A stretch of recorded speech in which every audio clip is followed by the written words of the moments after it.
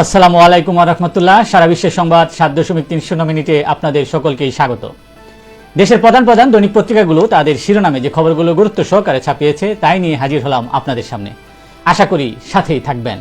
শুরুতেই থাকছে গতকাল গণভবনে আওয়ামী লীগ নেতৃত্বাধীন ১৪ দলের শীর্ষ নেতাদের সঙ্গে বৈঠকের সূচনা বক্তব্যে প্রধানমন্ত্রী শেখ হাসিনা বলেছেন, বঙ্গোপসাগরে ঘাঁটি বানাতে দিচ্ছি না বলেই কিছু সমস্যা হচ্ছে। তিনি আরো বলেন, এখানে ঘাঁটি বানিয়ে তারা কোথায় হামলা করতে চায়? তারা খ্রিস্টান রাষ্ট্র বানানোর চক্রান্ত করছে। বৈঠকে অসন্তোষ জানিয়ে আশ্বাস পেল জোটের শরিকরা। বিএনপির মহাসচিব মির্জা ফখরুল ইসলাম আলমগীর বলেছেন, সরকারের হিংস্র আচরণ ও দুঃশাসনে জনগণ অতিষ্ঠ হয়ে উঠেছে। বিরোধী নেতাকর্মীদের উপর জুলুম নির্যাতন চালিয়ে সরকার অবৈধ ক্ষমতা দীর্ঘমেয়াদে ভোগ করার স্বপ্ন দেখছে। আওয়ামী লীগের সাধারণ সম্পাদক ওবায়দুল কাদের বলেছেন, ভারতে হত্যার শিকার আনোয়ার আজিম আনারকে তৃতীয়বার মনোনয়ন দেওয়া হয়েছিল তার জনপ্রিয়তা দেখে। এলাকায় গিয়ে দেখেন তার জন্যে সুখার্ত এলাকার মানুষ। অপকর্মে জড়িত ছিল কিনা তা তদন্তে বেরিয়ে আসবে।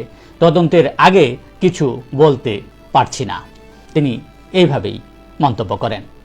এমপি আনোয়ার আজিম হত্যাকাণ্ড ধরাছোঁয়ার বাইরে থাকতেই খুনের স্পট হয়েছে কলকাতায়। পশ্চিমবঙ্গে একজন গ্রেফতার। খুনের পর হাড় মাংস আলাদা করা হয়। ঢাকায় কলকাতা পুলিশের তদন্ত দল। আদালতের নির্দেশ, দুদকের আবেদনে সাবেক আইজিপি বেনজির আহমেদের ৮৩টি দলিলের সম্পত্তি জব্দ এবং ৩৩টি ব্যাংক হিসাব ফ্রিজ করা হয়েছে।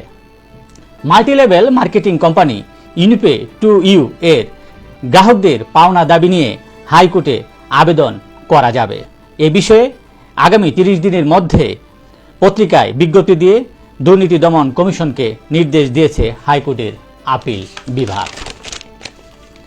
টাকা ফেরত দিয়ে খালাস পেলেন ইভেলির এমডি মোহাম্মদ রাসেল এবং প্রতিষ্ঠানের চেয়ারম্যান তার স্ত্রী শামীমা নাসরিন।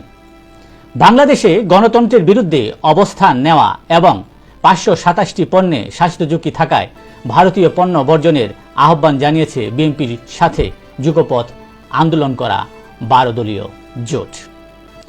শ্রম আইন লঙ্ঘন মামলায় ডক্টর ইউনূস সহ ৪ জনের জামিনের আবেদন ৪ জুলাই পর্যন্ত বাড়িয়েছে আদালত। শিক্ষক কর্মচারীদের সার্বজনীন পেনশন স্কিমে আনার আলোচনা পর্যালোচনা করে সংসদীয় কমিটিকে প্রতিবেদন দেবে শিক্ষা মন্ত্রণালয়। ইংরেজি মাধ্যমে ইতিহাস বিকৃতির অভিযোগ।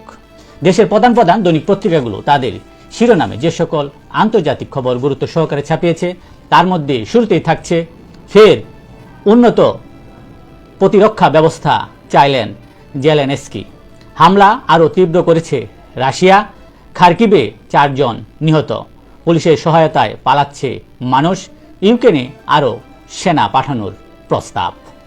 তাইওয়ানের চারপাশে ব্যাপক সামরিক মহড়া শুরু। চীনা সামরিক বাহিনী জানিয়েছে, তাইওয়ানের স্বাধীনতার বিচ্ছিন্নবাদী কার্যকলাপের কঠোর শাস্তি হিসেবে এই যৌথ মহড়া চালানো হচ্ছে। মসজিদে ইসরায়েলি হামলা।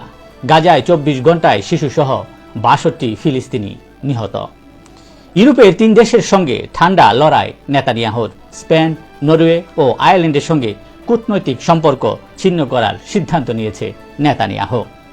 রাশিয়াকে নিয়ে নেটোর নতুন দুশ্চিন্তা। বাল্টিক সাগরের সীমানা পরিবর্তনের খসড়া প্রস্তাব দিয়েছে রাশিয়া। এই নিয়ে প্রতিবেশী দেশগুলোতে তৈরি হয়েছে উদ্বেগ উত্তেজনা। এই ছিল দেশের প্রধান প্রধান দৈনিক পত্রিকার শিরোনামে উঠে আসা শীর্ষ সংবাদ, যা নিয়ে এতক্ষণ আপনাদের মাঝে উপস্থিত ছিলাম। আশা করি আপনাদের ভালোই লেগেছে। সার্বিক খবরের বিবেচনায় যদি আপনাদের কোনো অভিমত, অভিব্যক্তি, সমালোচনা কিংবা কোনো পরামর্শ থেকে থাকে তাহলে অবশ্যই কমেন্টসে জানাবেন। আপনাদের কমেন্টসের প্রত্যাশায় আজকের মতো এখানে বিদায় নিচ্ছি। আবারও দেখা হবে আগামীকাল ঠিক একইভাবে সারা বিশ্বের সংবাদ ৭.৩০ মিনিটে। সে পর্যন্ত অবশ্যই সকলে ভালো থাকবেন, সুস্থ থাকবেন। আসসালামু আলাইকুম ওয়া রাহমাতুল্লাহ।